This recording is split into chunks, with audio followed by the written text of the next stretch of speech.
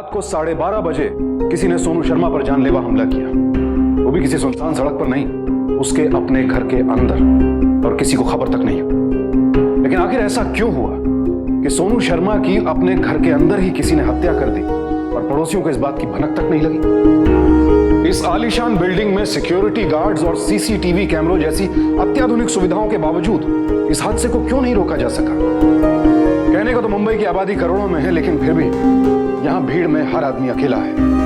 आज हम मुंबई वासी इंटरनेट और मोबाइल के जरिए पूरी दुनिया से जुड़े रहते हैं, लेकिन अपने पड़ोसियों की शक्ल देखे हमें सालों बीत जाते हैं। लेकिन आखिर कौन थी ये सोनू शर्मा, और इतनी क्रूरता के साथ उसकी हत्या क्यों कर दी गई? जी साहब, 11 बजे के बाद इधर रेयरिंग्स पे मेरा ही ड्यूटी था सर, पर मैंने सर किसी को आते जाते नहीं देखा सर। सर रजिस्टर में कोई एंट्री नहीं है सर। पक्का? जी साहब।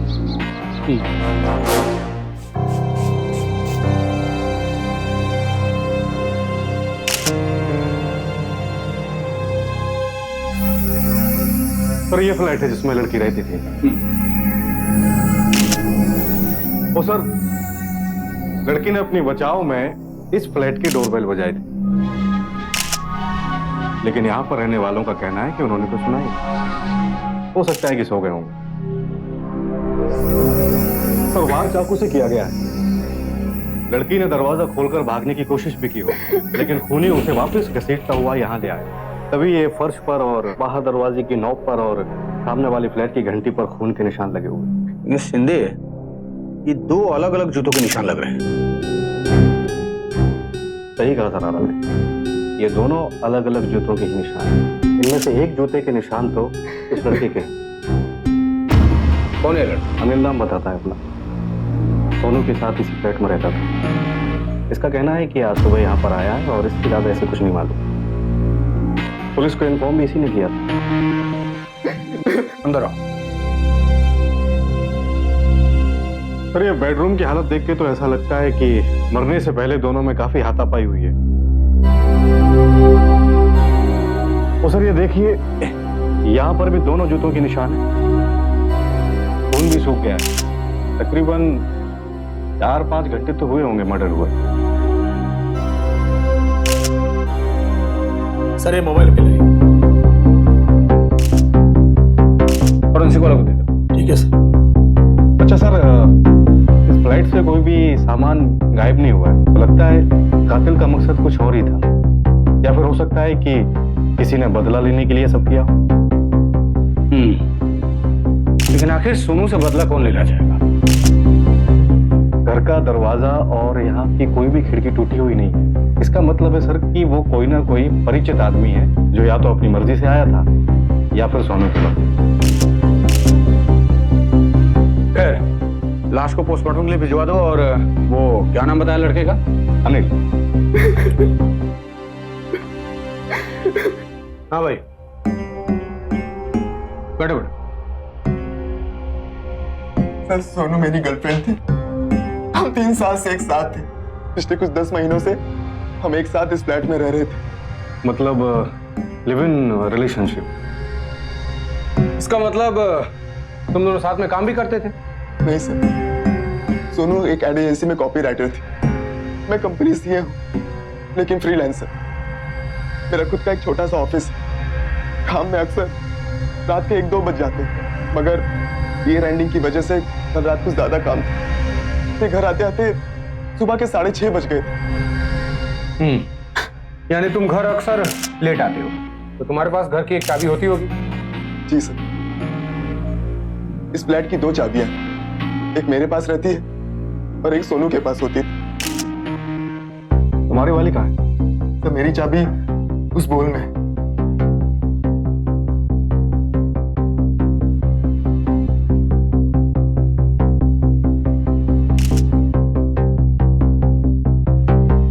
सर यहाँ चाबी तो है, लेकिन 2 नहीं, एक ही है।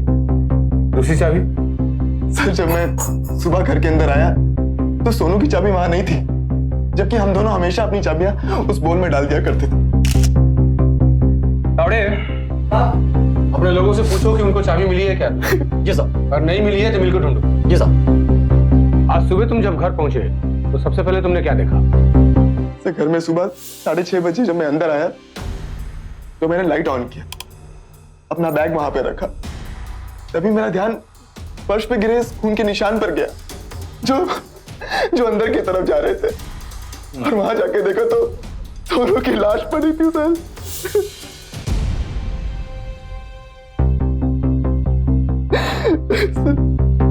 मुझे अभी विश्वास नहीं हो रहा, कोई सोनू के साथ ऐसा क्यों? ये सब कैसे हो गया सर? कैसे हो गया? अच्छा, जब तुम घर के अंदर आए तो उससे पहले तुम्हारी नजर सामने वाले फ्लैट के डोरबेल पे नहीं पड़ी? वहां कोई खून का निशान नहीं देखा? नहीं सर, मैं बहुत थका हुआ था, इसलिए लिफ्ट से सीधा अंदर चला आया, मेरा ध्यान भी नहीं किया।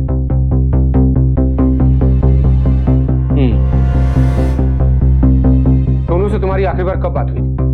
सर बात नहीं हुई थी, बस SMS के जरिए कुछ बातें हुई थी। कैसी बात? तो मेरे घर से बाहर जाने के बाद करीबन 10 मिनट बाद 10:15 में सोनू का पहला मैसेज आया कि घर की लाइट चली गई। अच्छा, फिर सर तकरीबन 11 बजे सोनू का वापस मैसेज आया कि घर की लाइट दोबारा चली गई। तो उसके बाद सर मेरा सोनू के साथ कोई कांटेक्ट नहीं हुआ और फिर मैं भी अपने काम में बिजी हो गया। शिंदे, वो इलेक्ट्रिशियन को बुलाओ। Yes sir. साहब, घर के सारे फिंगरप्रिंट्स और जूतों के निशान ले लिए गए। अच्छा अनिल, तुम्हें अपने ये जूते पुलिस को देने होंगे, क्योंकि तुम्हारे इन जूतों पे जो सोनू का खून लगा है उसकी फॉरेंसिक जांच होगी। जी सर। शिंदे, तो इसके सामने वाले पड़ोसी से बात करो। Yes sir. आजा। कल हम यहीं पे सोए थे। तुम लोग सो रहे थे तो घंटी सुनाई नहीं दी? घंटी क्यों लगा रखा है? जी वो तावड़े, साहब। घंटी बजा। ओ साहब।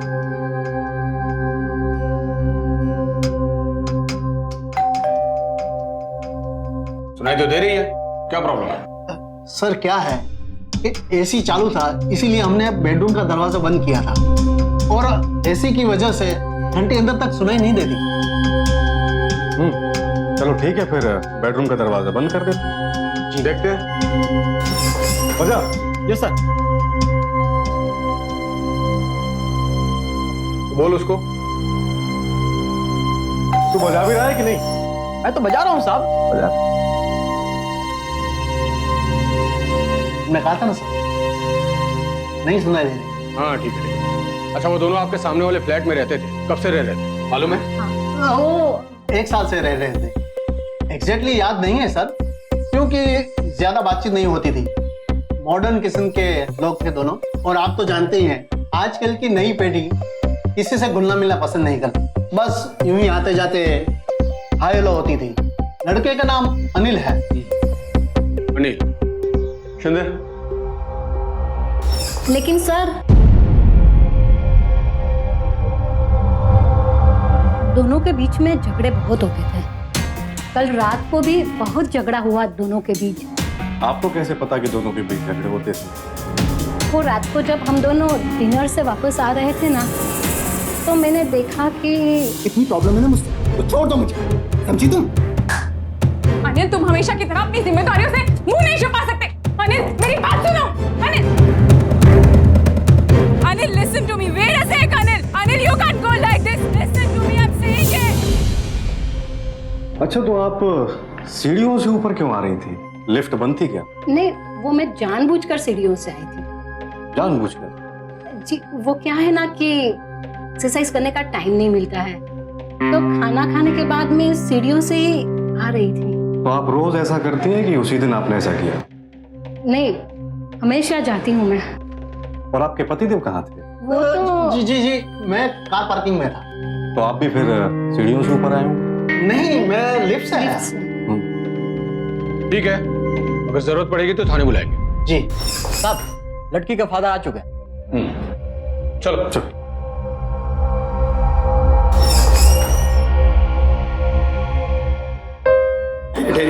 अरे शक्ल तो देखने दो मुझे मेरी बेटी की। इंस्पेक्टर साहब, कहाँ लेके जा रहे हो? कोई नहीं, पोस्टमार्टम के बाद बॉडी मिल जाएगी। आइए, आपसे बात करते हैं। आइए प्लीज। धीरज रखिए। अच्छा, आपकी या आपकी बेटी की किसी से कोई दुश्मनी या फिर? जी नहीं, सोनू तो बहुत ही इंडिपेंडेंट लड़की थी, शुरू से ही अपना ख्याल खुद रखती थी, उसकी किसी से कोई दुश्मनी भी नहीं। आपकी बेटी से आखिरी बार कब बात हुई? कल मैं दरअसल दिन में 2-3 बार उससे बात कर लिया करता था। कल रात 10 सवा 10 बजे करीब मेरी उससे बात हुई थी। बहुत परेशान सी लग रही थी वो। परेशान क्यों? दरअसल वो कह रही थी कि उसका अनिल से कल झगड़ा हो गया। बाद में ठीक भी हो गया था, लेकिन अक्सर ये आपस में झगड़ते रहते थे। मैंने कई बार इन लोगों को समझाया कि अब इस तरह से झगड़ना बंद करो। दरअसल ये दोनों ही बड़े गर्म मिजाज के थे, कई बार तो मेरे सामने भी झगड़ते रहते थे, यहाँ तक कि हाथापाई भी की थी।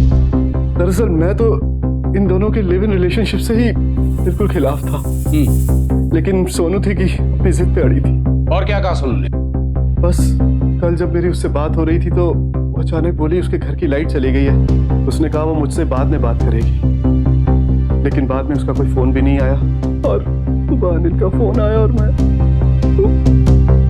कोई नहीं, धीरे सर वो इलेक्ट्रिशियन आ गया। सर वो इलेक्ट्रिशियन आ गया है, मैं देखता हूँ।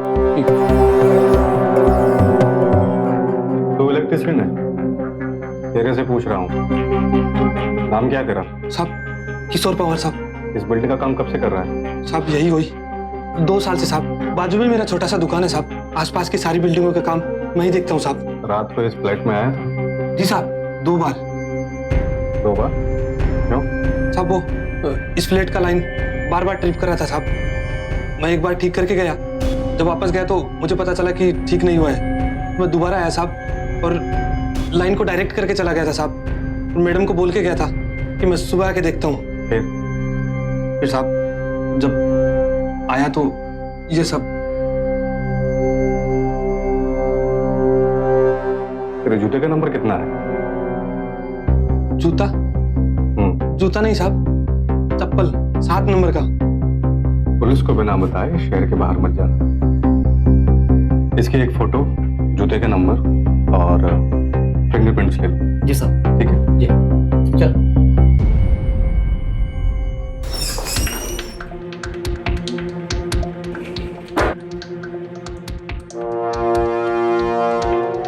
सर ये चाकू सेट मिला है। इस पर खून का निशान है क्या? नहीं सर। 1 मिनट देखने लो।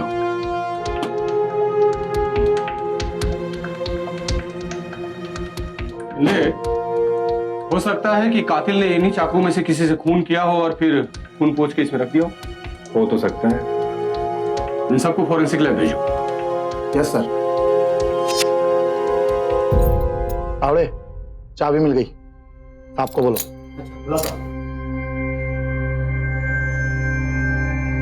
सर लगता है खूनी ने दरवाजे से बाहर आते वक्त जूतों के निशान मिटा दिए होंगे, तभी तो घर के अंदर जूतों के निशान हैं, लेकिन घर के बाहर एक भी नहीं। साहब चाबी मिल गई। गुड, चलो। सर ये रही चाबी, बेड के कोने में फंसी हुई थी। ये सोनू की चाबियों का सेट है क्या? जी हाँ सर, लेकिन ये यहाँ कैसे? हो सकता है हाथापाई में यहाँ कहीं गिर गई हूँ। बिंदे, अगर खूनी इस चाबी से दरवाजा खोलकर अंदर आए तो डेफिनेटली इस चाबी पे सोनू और खूनी दोनों के उंगलियों के निशान होने चाहिए। बिल्कुल सर, होने तो चाहिए। इसे फॉरेंसिक लैब भेजो। जी सर।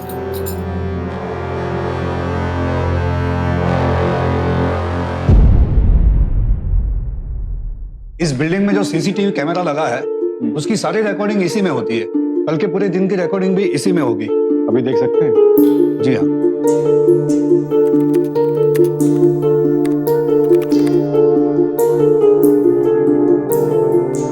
No video? ये ऐसा क्यों आ रहा है? पता नहीं, लगता है सीसीटीवी कैमरा में कुछ प्रॉब्लम है। कहाँ लगा ये कैमरा? यही मेन गेट के बाजू में। आइए दिखाता हूँ। आइए।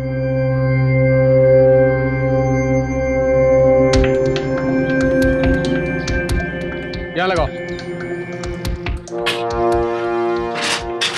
ऊपर चढ़।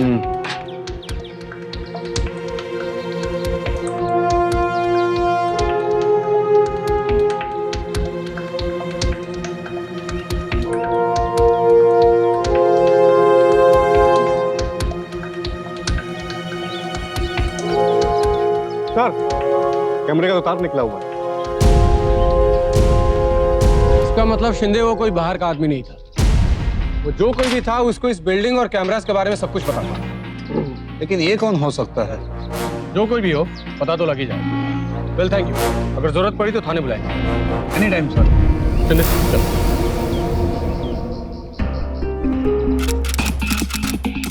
तो ये पोस्टमार्टम की रिपोर्ट आ गई है। इसके हिसाब से कत्ल 12 से 1 के बीच हुआ है और कत्ल के लिए तेज धार वाला चाकू इस्तेमाल किया गया। तो सर ये सोनू के गर्दन के पीछे वाले हिस्से में कई घाव लगे। इन घाव से ज्यादा खून बह जाने की वजह से इसकी डेथ हुई है।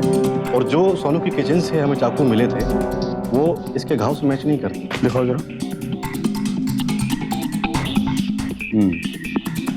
चाबियों पर से कुछ उंगलियों के निशान मिले कि नहीं? मिले तो हैं लेकिन सब आधे अधूरे निशान हैं। हो सकता है कि बिस्तर में गद्दों के बीच में फंस जाने की वजह से उंगलियों के निशान मिट गए हों। एक और सबसे बड़ी बात सर, रेप केस नहीं। हाँ लेकिन सोनू के नाखून से कुछ ब्लड सैंपल मिले, उनकी डीएनए जांच हो रही है। अच्छा, और ये इन जूतों से कुछ पता चला? नहीं सर, इतना ही मालूम है कि ये दोनों ही जूते 9 नंबर के। इनमें से एक जूता तो अनिल का है, लेकिन दूसरा जूता किसका है इसके बारे में अभी तक कोई जानकारी नहीं मिली है। और हाँ सर, वो जो सोनू का मोबाइल मिला था वो पूरी तरह से टूटा हुआ था। तो उसे डाटा रिकवरी के लिए भेज दिया गया है और टेलीफोन कंपनी से कॉल्स की डिटेल्स मंगवाई। तो कल सुबह तक दोनों ही आ जाएंगे। गुड। काश अगर सोनू के पड़ोसियों ने सही टाइम पे दरवाजा खोल दिया होता तो शायद उसकी जान बच जाती। सर मुझे लगता है कि सोनू के मर्डर के पीछे कोई और नहीं, अनिल है। क्यों? क्योंकि सर अनिल और सोनू दोनों के बीच झगड़ा होता ही रहता। कत्ल वाली रात भी दोनों के बीच झगड़ा हुआ, लेकिन अनिल ने अभी तक अपने मुंह से इस बात का जिक्र तक नहीं किया। बस उसका कहना है कि ऑफिस में था। और सर सिर्फ एक अनिल ही है जिसके पास फ्लैट की चाबियां भी होती थी और उसे बिल्डिंग और बिल्डिंग में लगे सीसीटीवी कैमरे के बारे में पूरी तरह से जानकारी थी। और सर अभी तक ये जितने भी सबूत मिले ये सारे के सारे अनिल की तरफ इशारा करते हैं। शायद तुम सही कह रहे हो शिंदे। एक काम करो, अनिल को बुलाओ। Yes sir.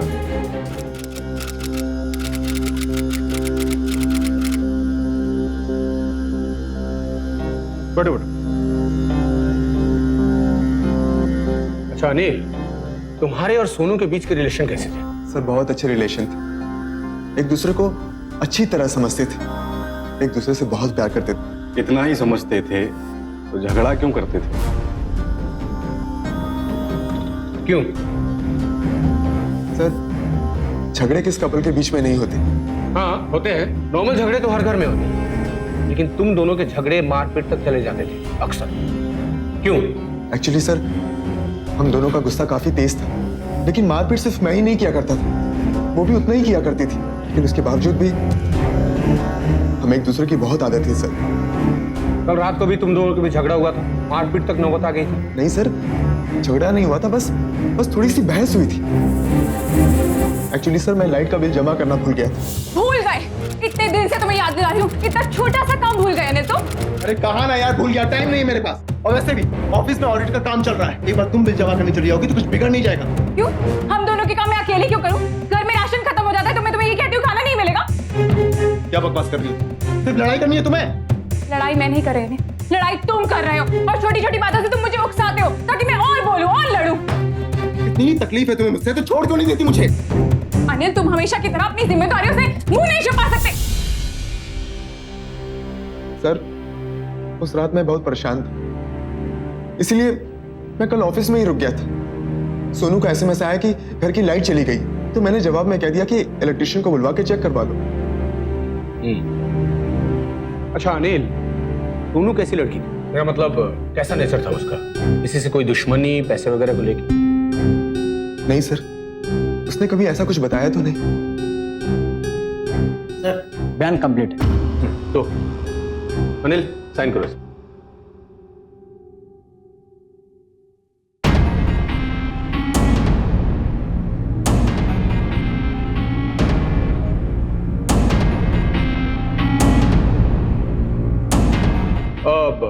अच्छा, तुमको अपना खून का टेस्ट देना होगा, फॉर्मेलिटी के लिए बस। लेकिन हाँ, जब तक ये केस सॉल्व नहीं होता तुम शहर से बाहर नहीं जा सकते। क्या कहीं आप लोग मुझ पर शक तो नहीं कर रहे? नहीं नहीं, ऐसी कोई बात नहीं। अगली पूछताछ के लिए जरूरत पड़ सकती है, इसीलिए। दौड़े, इसको हॉस्पिटल ले जाओ। जी साहब। चलो। सैंपल लेके छोड़ दें। जी साहब। सर मुझे लगता है सोनू के नाखून से मिला ब्लड सैंपल इसके ब्लड रिपोर्ट से जरूर मैच होगा। नजर रखो इस पर। आपको क्या लगता है अनिल सोनू का कत्ल कर सकता है? आप ऐसा क्यों कह रहे हैं? आपने तो कहा था ना दोनों में झगड़े बहुत होते थे, दोनों गरम दिमाग के थे। हो सकता है कि अनिल को अपने गुस्से पर काबू ना रहा हो और उसी ने। उनके झगड़े देखकर तो ऐसा ही लगता था कि दोनों काफी वायलेंट हैं। I don't know. मैं कुछ कह नहीं सकता। मेरा शक सही निकला सर। सोनू के नाखून में मिला खून अनिल के ब्लड सैंपल से मैच हो गया। लेकिन अनिल के मुताबिक तो वो सुबह 6 बजे तक ऑफिस में था। लेकिन इस बात की गवाही देने वाला ऑफिस में एक भी नहीं। और उसकी मोबाइल कंपनी की डिटेल्स? उसके मुताबिक उसका मोबाइल सुबह 6 बजे तक ऑफिस में ही था और रात तकरीबन 10, 20 और 11:05 पे उसने सोनू के एसएमएस का रिप्लाई भी किया। हो सकता है सर कि एसएमएस का रिप्लाई करने के बाद उसने मोबाइल अपना ऑफिस में छोड़ा हो और ऑफिस से घर जाकर सोनू का कत्ल करके वापस ऑफिस आ गया। और वो सोनू के मोबाइल का कुछ डाटा मिला? यस सर, उसने कत्ल के समय के आसपास अनिल को कॉल किया था लेकिन उसने कोई जवाब नहीं दिया। मुझे लगता है सर कि अनिल उस वक्त ऑफिस से घर सोनू का मर्डर करने के लिए निकल चुका होगा। हो सकता है। राइट शिंदे, एक काम करो, अनिल को गिरफ्तार करके थाने लेके आओ। मुझसे अपने तरीके से सच उगलवाने की कोशिश करेंगे। Yes sir. ये आप लोग कैसी बातें कर रहे हैं? सोनू मेरी गर्लफ्रेंड थी, हम दोनों शादी करने वाले थे। भला मैं सोनू का मर्डर क्यों करूंगा? तो सोनू के नाखून में तेरा खून कहां से आया? ये देख, ये रिपोर्ट। सर उस रात हम दोनों के बीच झगड़ा हो गया तो हाथापाई के दौरान सोनू का नाखून मुझे लग गया होगा और खून लग गया होगा सोनू के नाखून में। सर सोनू का मर्डर मैंने नहीं किया सर। अच्छा, पहले तो तूने कुछ नहीं बताया ऐसा। सर उस रात मैं बहुत परेशान था, शायद भूल गया होऊंगा। वैसे ही जैसे तू अपना मोबाइल जानबूझ के ऑफिस में भूल गया जब तुम सोनू का खून करने के लिए घर जा रहे थे। ये देखो तुम्हारे फोन बिल के रिकॉर्ड। 11:15 बजे के करीब में सोनू ने तुझे फोन किया था, तूने रिसीव नहीं किया, क्यों? सर क्योंकि मैं उससे बहुत नाराज था और मैं उससे बात नहीं करना चाहता था। मत, हम अच्छे से जान चुके हैं कि तूने सोनू का कत्ल किया है, क्योंकि फ्लैट की चाबी उसके अलावा सिर्फ तेरे पास होती थी। और बिल्डिंग में लगे सीसीटीवी कैमरास के वायर भी तुम ही नहीं निकाले, क्योंकि बिल्डिंग में लगे सीसीटीवी कैमरास के बारे में सिर्फ तुम्हें पता था। इसलिए जब तू सोनू का खून करने के इरादे से घर में घुसा तो उससे पहले तूने सीसीटीवी कैमरास के वायर निकाले। और एक भी गवाह नहीं मिला है इस बात की गवाही दे कि तुम ऑफिस में थे रात भर। समझ गया। आप लोग असली कातिल को तो पकड़ नहीं पा रहे, इसलिए जानबूझकर जबरदस्ती आप लोग मुझे फंसा रहे। हमें ब्लेम करता है, हमें कानून सिखाता है। ये देख, ये कातिल के जूतों के निशान और तेरे जूतों का साइज भी 9 नंबर है। सर मैंने सोनू को नहीं मारा। सर भला मैं सोनू को क्यों मारूंगा? सर गुस्से में अक्सर आदमी अपना आपा खो बैठता है और उसी गुस्से में आके तूने सोनू का खून कर दिया। नहीं सर सोनू को मैंने नहीं मारा है सर। शिंदे, मुझे इस साले के मुंह से सिर्फ सच सुनना है। लोगों में डांस साले की और धुलाई कर। सर मेरी बात सुनिए सर मैंने सर मेरी बात सुनिए, मैंने सोनू का मर्डर नहीं किया सर।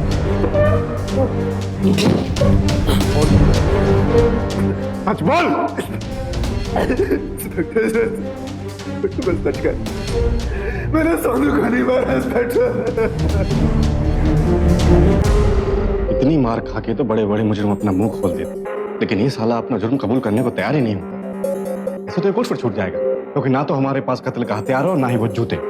शिंदे, तुम्हें नहीं लगता कि हम कहीं कुछ भूल रहे हैं?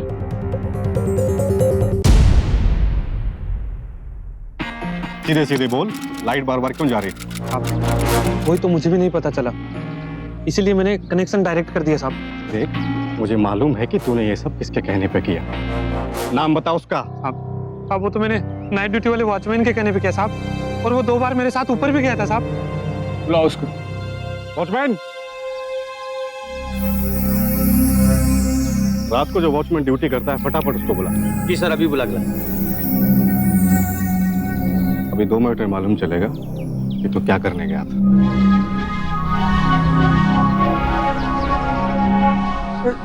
जी साहब। तू तो उस दिन बोल रहा था कि किसी को आते जाते देखा ही नहीं, तो दोनों बार तू ऊपर गया था, ये कौन बताएगा? साहब वो तो ये नहीं था साहब, वो तो कोई और था। मतलब ये मजाक चल रहा है आपने? मजाक हो रहा है? सब बताता हूँ, सब बताता हूँ, सब सच सच बताता हूँ सब।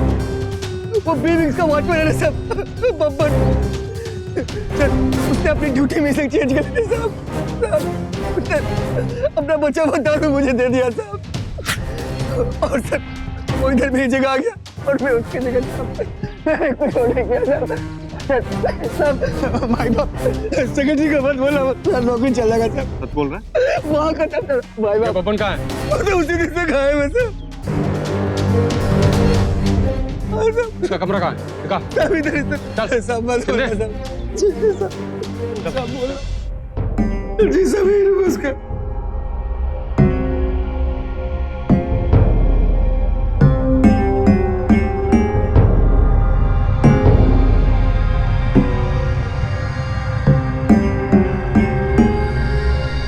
कमाल है। कमरा भी पूरा खाली है सर। इधर आ।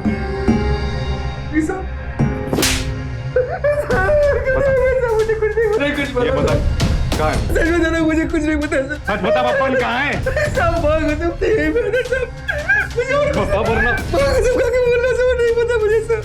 शिंदे, पता करो कि किस सिक्योरिटी एजेंसी ने ये बब्बन को काम पे रखा था। Yes sir. छोड़ उसको। चल। और सुन, जैसे उसका पता चले हमें इन्फॉर्म कर।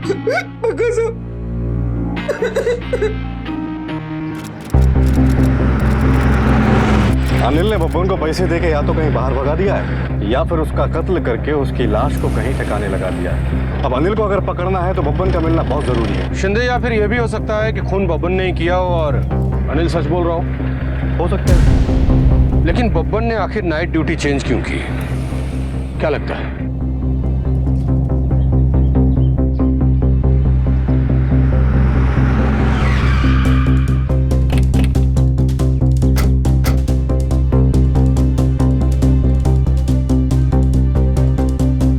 सर इस फॉर्म पे बबन की फोटो तो है, पर एड्रेस की जगह पर सिर्फ गाजियाबाद लिखा हुआ है। दिखाओ इधर।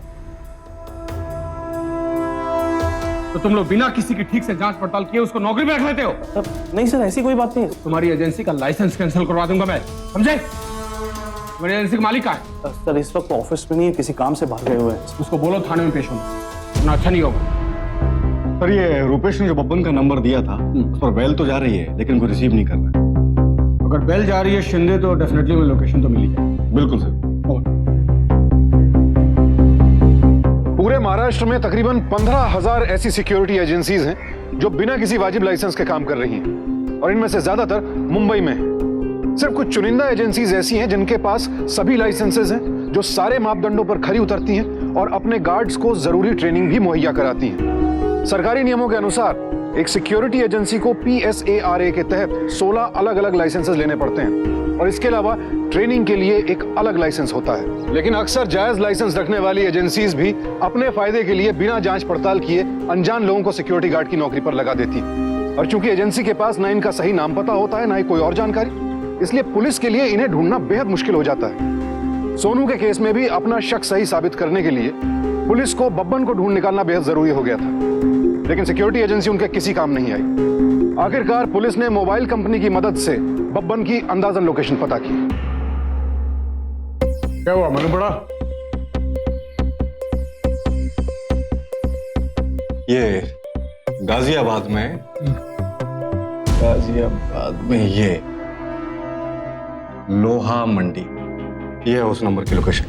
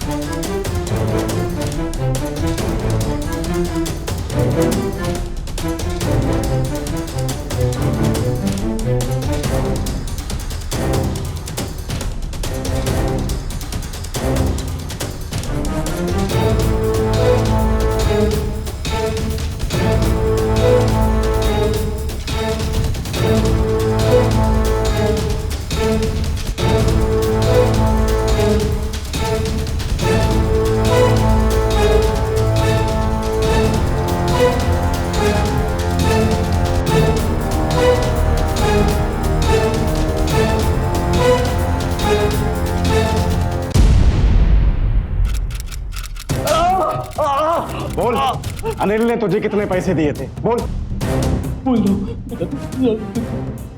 2000 रुपए दिए थे साहब। मैंने कुछ नहीं किया साहब, मैंने कुछ छोड़ा साहब। अनिल साहब ने सोनू मैडम का खून किया साहब। फ्लाइट आने के बाद ऊपर भी नहीं गया था साहब। वो तो अनिल साहब के कहने पे मैंने वो CCTV करने का कार्य करना था साहब। माँ कसम मैंने कुछ नहीं किया था साहब। कुछ नहीं किया साहब, मैंने कुछ नहीं किया साहब। कुछ बोला ये? हाँ सर, इसने कबूल किया है कि अनिल के साथ मिला हुआ है। साहब मैंने कुछ नहीं किया साहब।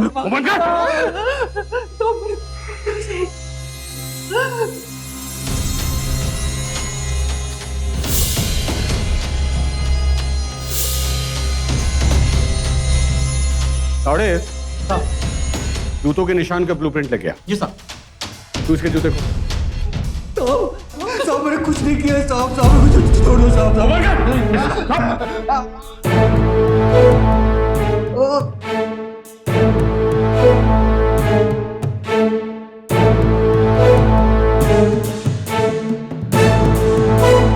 ये सोनू के खून में सिर्फ शामिल नहीं थी, बल्कि सोनू का खून इसने खुद किया। बोल, अब बोल, आगे बोल, बोल, बोल। मेरे को मैडम बहुत अच्छी लगती थी साहब, लेकिन वो हमेशा वही काम करती थी तो मुझको अच्छा नहीं लगता था। अब वो छोटे छोटे कपड़े पहनती थी, रात बेरात आधी रात को उल्टे सीधे टाइम घर में आती थी, घर से चलती थी। साहब आप बताओ, कोई बड़े घर की लड़की ये सब हरकतें करे क्या अच्छा लगता है साहब? मैं उनके पास गया, मैंने बोला मैडम आप ये छोटे छोटे कपड़े आप मत पहना करिए, आप पे बिल्कुल अच्छे नहीं लगते हैं। How dare you? तुम्हारी ये सब बोलने की हिम्मत भी कैसी हुई? तुम होते कौन है ये सब बोलने वाले? हाँ, चढ़ा। माँ कसम बहुत बुरा लगा था, बहुत गुस्सा आया था मेरे को। उसी दिन मैंने सोच लिया था कि जिस दिन मौका मिलेगा इसको तो जरूर सबक सिखाऊंगा। और उस रात को अनिल साहब का सोनू मैडम से झगड़ा हुआ और वो घर से चले गए। मेरे को लगा यही मौका है और मैं सीधा वो वॉचमैन रुपेश के पास गया और उसको दारू का बोतल का बोल करके उसे जगह बदल ली साहब। लेकिन मेरे को सोनू मैडम के रूम की चाबी चाहिए थी, तो मैंने उनके मकान का मेन स्विच गिरा दिया साहब। और जैसा मैंने सोचा था, सोनू मैडम नीचे आकर के मुझे इलेक्ट्रिशियन को बुलाने को बोला। वॉचमैन, पावर का क्या हुआ है? मैम पावर तो ठीक है। तो सिर्फ मेरे घर का लाइट ही क्यों गया है? आपके घर का?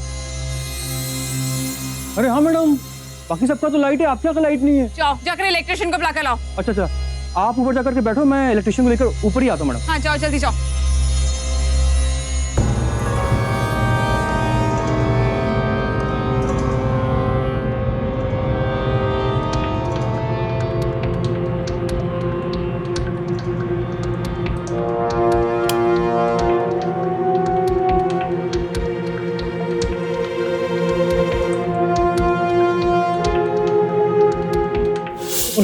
और मैं किशोर को लेकर के उनके रूम में गया चाबी चुराने के लिए साहब। ये लो।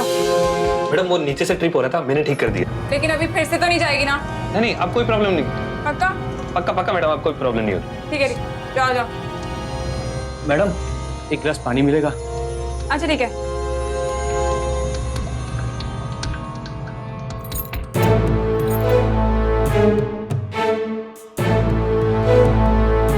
Thank you ma'am. Thank you ma'am. हाँ ठीक है, जाओ।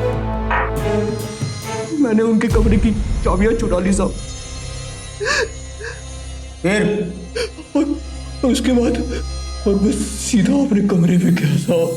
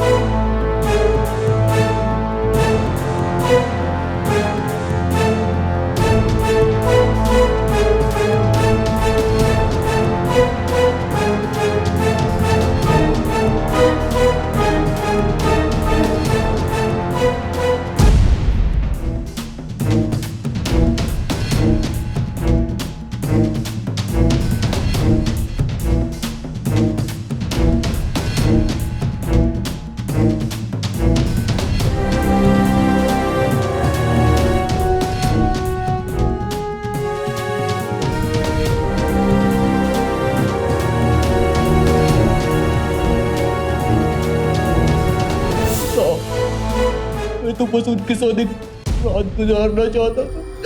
अगर वो सीधे तरीके से मान जाती तो ये सब होता ही नहीं साहब। तो उसका रेप करके उसे जिंदा छोड़ दे, ताकि वो तुझे जेल भिजवा देती है और तूने जिससे कत्ल किया था वो हथियार करे। बता। जब जाते वक्त मैंने ट्रेन से नदी में फेंक दिया था और खून से सने कपड़े का चला दिए। हैवानियत की हद कर दी तूने। बड़े दुर्भाग्य की बात है कि मुंबई जैसे शहर में एक लड़की की उसी के घर में हत्या कर दी जाती है, और हत्यारा कोई और नहीं था, वो सिक्योरिटी गार्ड था जिसे हम अपनी बिल्डिंग अपनी सुरक्षा के लिए रखते हैं। क्या एक रजिस्टर्ड हाउसिंग सोसाइटी के लिए यह इतना मुश्किल काम है कि जब भी वो किसी सिक्योरिटी एजेंसी को नियुक्त करे तो उसके रजिस्ट्रेशन की अच्छी तरह से जांच पड़ताल कर ले? बल्कि निवासियों की सुरक्षा के लिए न सिर्फ गार्ड्स का रजिस्ट्रेशन नंबर बल्कि उनका पुलिस वेरिफिकेशन भी मांगा जाना चाहिए, और एक बार नियुक्त करने के बाद हर गार्ड की समय समय पर जांच करनी चाहिए कि वो अपना काम सही से कर भी रहा है या नहीं, और यदि किसी भी व्यक्ति पर संदेह हो तो फौरन उसकी रिपोर्ट करनी चाहिए। जहां हम अपनी रोजमर्रा की जरूरतों के लिए होम डिलीवरी पर निर्भर करते हैं, वहां ऐसी लापरवाहियां घातक साबित हो सकती हैं, और खासकर वो महिलाएं जो अकेली रहती हैं, उन्हें बेहद सावधान रहने की जरूरत है, क्योंकि आंकड़े बताते हैं कि मुंबई में औरतों के साथ होने वाले अपराधों में 2010 के मुकाबले 2011 में 15% की बढ़ोतरी हुई है, और ये आंकड़े फिलहाल कम होते नहीं दिख रहे हैं। इन आंकड़ों को कम करने का दायित्व जितना पुलिस का है उतना हमारा भी है। सतर्क रहिए, सुरक्षित रहिए। अब मुझे सुशांत सिंह को इजाजत दें। कल आपसे फिर मुलाकात होगी एक और ऐसी सत्य घटना के साथ। सावधान इंडिया।